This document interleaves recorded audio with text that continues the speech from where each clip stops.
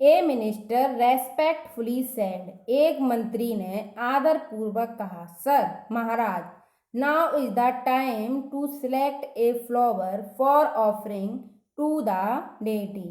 अब समय है टू सिलेक्ट चुनने का, ए फ्लावर एक फूल, फॉर ऑफरिंग चढ़ाने के लिए, टू द डेटी देवी को। My choice is that wild flower, मेरी पसंद वह जंगली फूल है, द वाइल्ड जिसका नाम वाइल्ड है।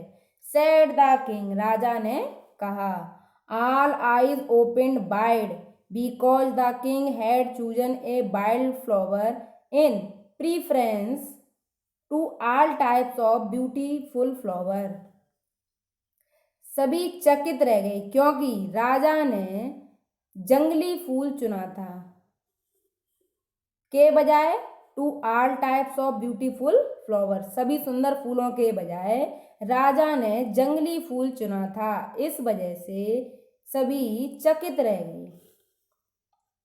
The most important of which was the rose, जिसमें सबसे महत्वपूर्ण गुलाब था। आई कैन अंडरस्टैंड, मैं समझ सकता हूँ। The wonderment in your eyes, तुम्हारी आंखों के आश्चर्य को। सेड द किंग सोमपाल, राजा सोमपाल ने कहा। But let me tell you a story, मैं तुम्हें एक कहानी सुनाता हूँ। Some of you who are older might be familiar with it, तुम में से कुछ हु आर जो कि हो, older might be familiar with it पुराने हो, जो कि इससे परिचित हो। It is the story of a young orphan boy, यह कहानी एक अनाथ युवा लड़के की है। The orphan boy was very hard working and ambitious, जो अनाथ लड़का था वो बहुत ही कठिन परिश्रमी और अभिलाषी था।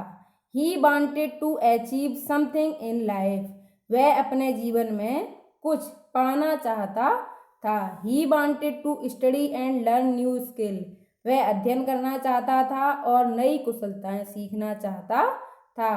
हाउएवर, चूंकि as he was an orphan, वह अनाथ था। देयर वर नो अपॉर्चुनिटीज, कोई भी अवसर नहीं था।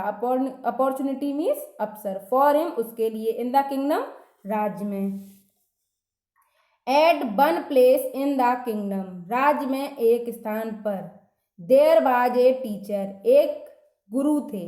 The teacher taught only the princess, जो अध्यापक थे वो केवल राजकुमारों को पढ़ाते थे। और या दोज बॉयज, उन लड़कों को, हुज पेरेंट्स, जिनके माता पिता वर रिच, धनी थे। वन डे, एक दिन, this boy too went to the teacher, यह लड़का भी गुरुजी के पास गया। And fell at his feet, और उनके पैरों में पड़ गया। एंड मेड हिज रिक्वेस्ट, और उसने उनसे प्रार्थना की। Son, I am impressed by your dedication, मैं तुम्हारे समर्पण से प्रभावित हूँ। बट हाउ विल यू पे माई फी, तुम मेरी फीस को कैसे दोगे। Sir, I will work hard, श्रीमान जी मैं कठिन परिश्रम करूँगा। I will help you in your house hold course, मैं आपके घरेलू कार्यों में मदद करूँगा। कोर्स मीन्स कार्य। And do what ever you से, और जो कुछ भी आप कहेंगे उसे करूँगा। बट प्लीज, लेकिन कृपया, take me in your shelter, आप मुझे अपनी शरण में ले लें। शेल्टर मीन्स शरण। द टीचर एग्रीड, जो गुरु थे वो मान गए। And the boy started his studies, और लड़के ने अपना अध्ययन शुरू कर दिया। He was intelligent as well as hard working, वह बुद्धिमान होने के साथ साथ कठिन परिश्रमी भी था। इन नो टाइम, कुछ ही समय में, he learn everything that the teacher had to teach, उसने वह सब कुछ सीख लिया जो गुरुजी ने उसे सिखाया। The boy was now 21 years old, अब लड़का 21 वर्ष का था। अबाउट दिस टाइम, इस समय, द किंग डाइड, राजा की मृत्यु हो गई। And it was the time to choose a new king in his place, और यह समय चुनने का था। ए न्यू किंग, एक नया राजा। इन हिज प्लेस, उनके स्थान पर। एज पर द कस्टम, रिवाज के अनुसार, the new king had to be chosen in a competition, जो नया राजा था वो चुना जाता था इन ए कंपटीशन, एक प्रतिस्पर्धा में। हाउ एवर, अतः only young man belonging to the royal family, केवल जो युवा लड़के थे राजसी घराने के, कुड टेक पार्ट, हिस्सा ले सकते थे, इन द कंपटीशन, प्रतिस्पर्धा में। The senior most minister became the जज, और जो वरिष्ठ मंत्री थे वो न्यायाधीश बने, ऑफ द कंपटीशन, प्रतिस्पर्धा में। The teacher went to the जज and requested him to allow the orphan boy to compete, और जो गुरुजी थे वो न्यायाधीश के पास गए, एंड रिक्वेस्टेड हिम, और उससे प्रार्थना की, टू अलाउ, अनुमति देने की, द ऑर्फन बॉय, अनाथ लड़के को, टू कम्पीट, प्रतियोगिता करने की या प्रतियोगिता में हिस्सा लेने की। हाउ इज दैट पॉसिबल, यह कैसे संभव है। रेस्पेक्टेड टीचर, आदरणीय गुरुजी, सेड द जज, न्यायाधीश ने कहा। We do not even know who his parents are, हम यह भी नहीं जानते इसके माता पिता कौन हैं। But the very idea of this competition is to look for ability, लेकिन इस प्रतियोगिता का जो मुख्य विचार है वो योग्यता देखना है। नॉट पेरेंटेज और पेडिग्री, ना कि उसके माता पिता और वंश देखना। आर्ग्यूड द टीचर, गुरुजी ने तर्क देते हुए कहा। द जज एग्रीड, जो न्यायाधीश थे वो मान गए। द कंपटीशन वाज हेल्ड इन मैनी इवेंट्स, जो प्रतियोगिता थी उसमें कई आयोजन हुए। It included archery, sword fighting, horse riding, planning and giving justice, जिसमें शामिल थे आर्चरी, तीरंदाजी, स्वॉर्ड फाइटिंग, तलवारबाजी, हॉर्स राइडिंग, घुड़सवारी, प्लानिंग, योजना बनाना, एंड गिविंग जस्टिस, और न्याय देना।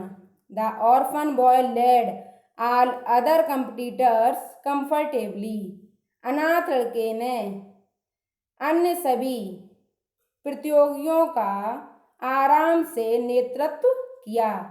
He had proved his ability beyond any doubt, उसने निसंदेह अपनी योग्यता को सिद्ध कर दिया। सो, अतः नो वन ऑब्जेक्टेड, किसी ने भी उल्लंघन नहीं किया। वैन मीन्स जब, he was made the king, जब वह राजा बना, जब वह राजा बना तो किसी ने भी इस बात का विरोध नहीं किया।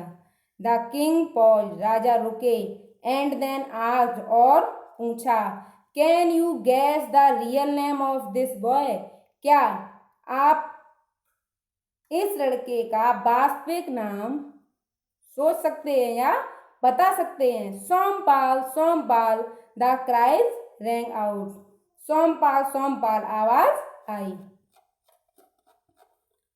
Yes, I reach this position through years of struggle and hard work, हाँ, आई रीच मीन्स पहुँचा हूँ, मैं पहुँचा हूँ, दिस पोजीशन, इस स्थिति पर, through years of struggle and hard work, कई वर्षों के संघर्ष और कठिन परिश्रम से, एंड द प्लांट, और पौधा, whose flower I am going to choose today, जिसका फूल आज मैं चुनने जा रहा हूँ, फॉर द डेटी, देवी के लिए, इज जस्ट लाइक मी, ठीक मेरी तरह है।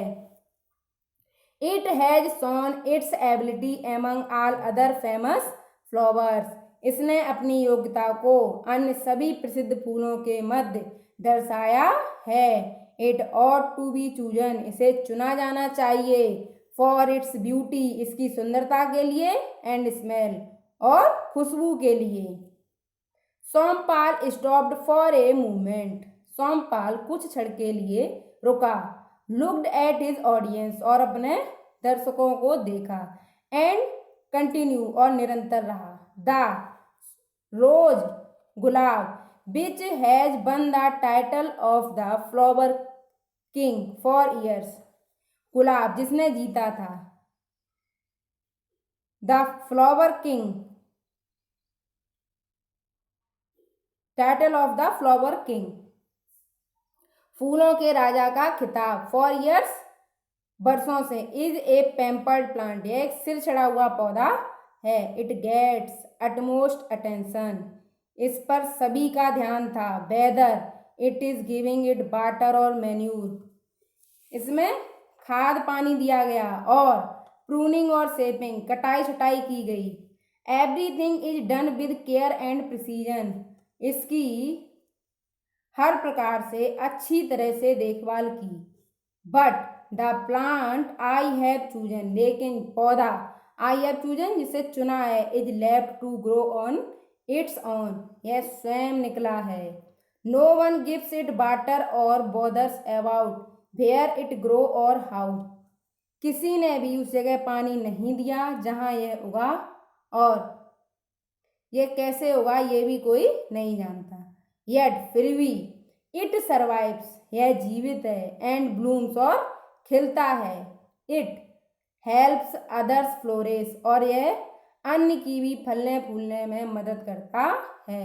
लुक, देखो, no bird or bee ever comes anywhere near the proud and arrogant rose, कोई भी पक्षी या मक्खी कभी नहीं आती near the proud and arrogant rose, घमंडी और गर्वशील गुलाब के पास। But this plant attracts dozen of little creatures, लेकिन यह पौधा आकर्षित करता है दर्जनों ऑफ लिटिल क्रिएचर्स, छोटे जीव जंतुओं को, विद अफेक्शन एंड सेल्फलेसनेस, अपने प्रभाव और निस्वार्थता से। सेल्फलेसनेस मीन्स निस्वार्थता, अफेक्शन मीन्स प्रभाव।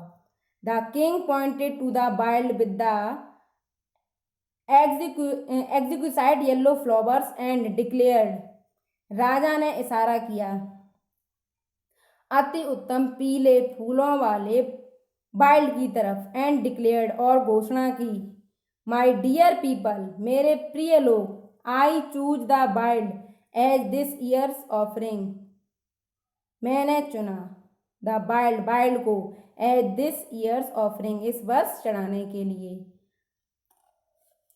वर्ड्स, बीज एंड बटरफ्लाई, चिड़ियाँ, मक्खियाँ और तितलियाँ, लिफ्ट इन द एयर, हवा में जोर से उछले, फ्लैपिंग देयर विंग्स, अपने पंखों को फड़फड़ाते हुए, इन डिलाइट, खुशी में, एज, चूंकि, a flower of the wild, wild का एक फूल, बाज ऑफर्ड, चढ़ाया गया, टू गॉडेस शांति, देवी शांति को। जो चिड़ियाँ थीं, मक्खियाँ थीं, तितलियाँ थीं, ये अपने पंखों को खुशी से हवा में फड़फड़ाते हुए जोर से उछले, चूंकि वाइल्ड का एक फूल देवी शांति को चढ़ाया गया। तो इस लेसन से आपने सीखा कि किसी भी व्यक्ति के लिए उसका वंश और कुल मायने नहीं रखता, बल्कि मायने रखता है कि उसके अंदर क्या योग्यता है, वो अपनी योग्यता से सफलता प्राप्त करता है। और दूसरा कि हमें कभी भी गुलाब के पौधे की तरह घमंड नहीं करना चाहिए। Thank you.